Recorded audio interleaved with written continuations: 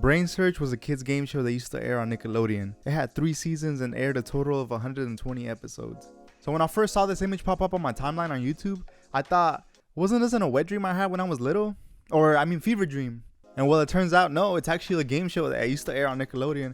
And I remember watching this show like late night. Like I remember being in bed or about to go to bed and just seeing this like goofy ass game show that used to piss me off, man, because these contestants, they were sorry, man. They sucked. I remember I would always want like the opportunity to get to go to one of these because I'm like, there's no way that you can't beat these puzzles. You know what I mean? The puzzles seemed so simple and easy back then, but I gotta say, after watching this episode that popped up, they're actually kind of tough. And the show was making me mad. Well, the contestants were making me mad.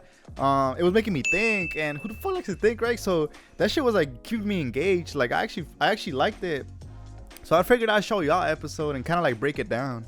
So the show starts out just like any other game show. They introduce the host. Here's your host, Welcome to Brain Search. Today we got a very special episode. It's the girls versus the boys.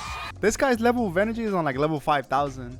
And I think honestly it helps out the show because like, for example, Jeopardy, that show is lame as fuck. I gotta be honest. I don't really like that shit. It's boring, but I think maybe if they had this guy hosting that shit, maybe I would watch it. You know what I mean? Maybe I'll give it a chance. Anyways, so there's 6 contestants in total. In this particular episode, they divided them up in girls and boys, so 3 and 3. I started watching other episodes and they're mixed like girls and boys. So the only real difference here is that if the boys win, all the boys get a t-shirt, and if the girls win, all the girls in the audience get a t-shirt. And honestly, if you ask me, that's kind of fucked up. If you're gonna put a Brain Search t-shirt on the line, I should have a say in the game too, you know what I mean? Because that shit, I want that shit, you know what I mean? I want that bitch. So as we're introducing the 6 kids, they kind of give off like a little quick fact about each one, like something quick about them. And honestly, I gotta say this, the things they said kind of gave me a little relief, man. Like these kids seem so innocent, and like in the sense that social media and technology hasn't like taken over their lives completely, like you see a lot of kids nowadays. Like as they're giving quick facts, they're like, oh, he wants to be, I think one of them wants to be like a NASCAR driver when he's older. Katrina is multilingual. Parlez-vous slime? And Benjamin wants to be a professional stock car racer. Let's hope he doesn't need a pit stop mid-game. Timmy has over 500 million followers on TikTok doing Fortnite dances. He can't wait to turn 18 and join OnlyFans. So level 1 pretty much consists of 6 visual puzzles. It'll be like they'll tell them a story and they gotta memorize shit, or they'll move shit around on the screen and you gotta keep track of where it goes, shit like that. So it's pretty straightforward. And I started actually playing along with the game, right? And I started to notice that the kids are supposed to get 10 seconds to answer. And as I was trying to answer with them, I started to notice that they weren't giving them 10 seconds. It felt more like 6 or 7. And I swear I'm not lying to y'all. I'm gonna show y'all this shit. Watch. I'm about to ride this Ferris wheel. Pay close attention to which cart I'm in.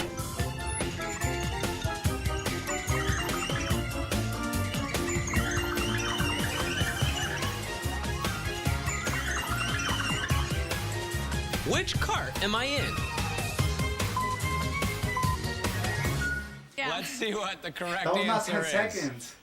You cannot tell me that was not 10 seconds. So the whole reason that I actually started paying attention to how long they were giving them to answer is because by the end, like of level 1, if 2 people are tied or however many people are tied, whoever answers the fastest, that's who gets to move on. Like, because by the end of level 1, 2 people get eliminated.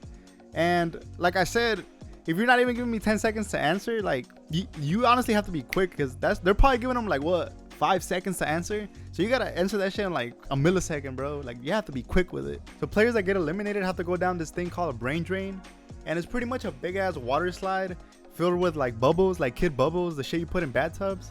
And honestly, I'm just glad it's not, what the fuck's his name, Dan Schneider, because that motherfucker would have probably put a foot up there. That shit would have been weird as fuck.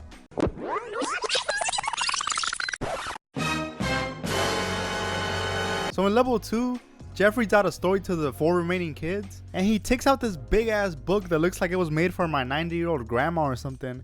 Growing up, it seemed my parents loved to embarrass me. On picture day, my mom wiped my face with saliva and kissed me right before they took the shot. Dad loved wearing his lucky black socks with hippie sandals to my soccer games. And if that's not enough, Mom would yell, I love you, Jeffy Poo. in front of everybody. So after he tells the story, he's gonna ask him questions about it. So like he details in the story.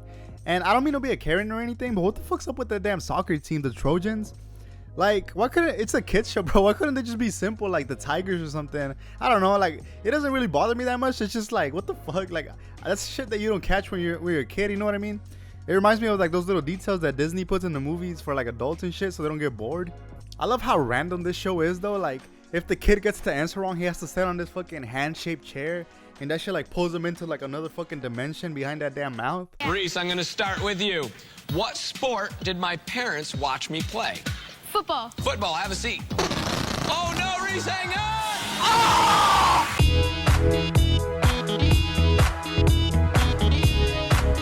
So of course the last two kids left are boys, which means the boys beat the girls, and everybody knew this shit was gonna happen. I mean, we're smarter than girls, you know what I mean? Like, we be knowing pi and shit, like 619, whatever the hell the rest is. Now the last two kids have to go up against each other in what they call a knockout round, and it pretty much consists of 8 matching pictures that they show on the screen. Benjamin, let's start with you. What's your first number? I love how stressed Benjamin gets too. Like, he keeps doing this one signature move where he keeps looking down like this. I don't know if that like taps into his brain, to his memories, but he keeps doing that shit, and that shit kept cracking me up. Not a match! No. But another thing I forgot to mention is the prizes that the other contestants got. The first 2 girls that got eliminated got like a dinner to some restaurant and like a bucket of slime. The ones that just got eliminated right now, they honestly got the best gift, bro. It's like, this is like the most 2000s thing I can think of. It's literally one of those games that used to plug into the TV. This one is actually like a dancing game, and this shit brought back like nostalgia, bro. Like, it brought like flashbacks back to those. I think I used to have one of these actually, and like the SpongeBob one, the fucking nose is the one you used to jerk off and shit. Like, it was a fucking cock, like you just grab that bitch. Finally, you get to level 3, and this is the final round. And this game is actually the one that I remember the most out of all 3 levels. This is the one where there's like a bunch of squares on the floor, and it keeps getting bigger and bigger. And it's kind of like Simon Says, like the squares will light up, and you have to kind of step in that pattern. Stop the clock!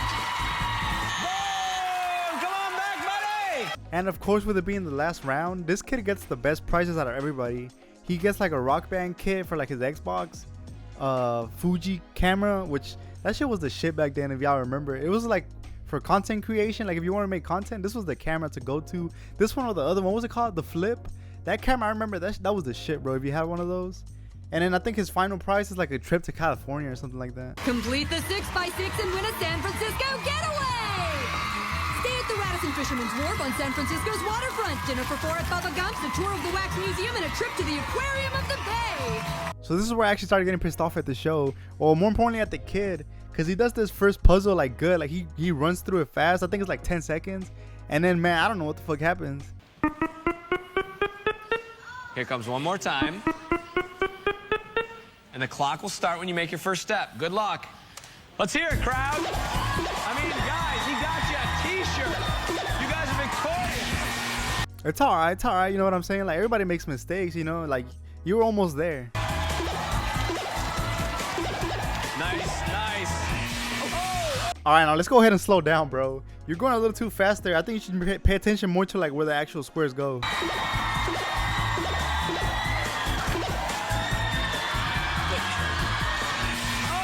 You already tried that. There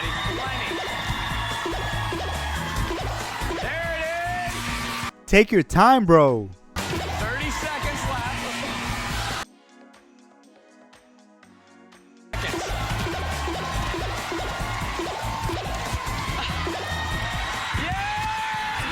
Come on back. Despite everything, I love how Jeff still keeps like a positive attitude. Like, man, you're doing great, kid. Like, awesome work. You're so close. Don't worry. You're doing a great job, buddy. You're doing a great job. Sadly, spoiler alert, the kid doesn't win the 3rd round. He had like 4 seconds left to complete this whole puzzle, and I actually think he was trying to speed run how quick he could lose this match. Like, this dude runs in a straight line. Like, I don't even think he tried to win. Focus. Speed. I am speed. He's off. Oh, you're doing a great job, buddy. So to kind of wrap things up, after yelling at my phone for like 23 minutes, I gotta say this show was actually pretty entertaining. I don't really watch a lot of game shows, but the fact that it was able to keep me entertained, I would say shows how it's like held up throughout time. And honestly, I would say it's like a great show. But hey, what the fuck do I know?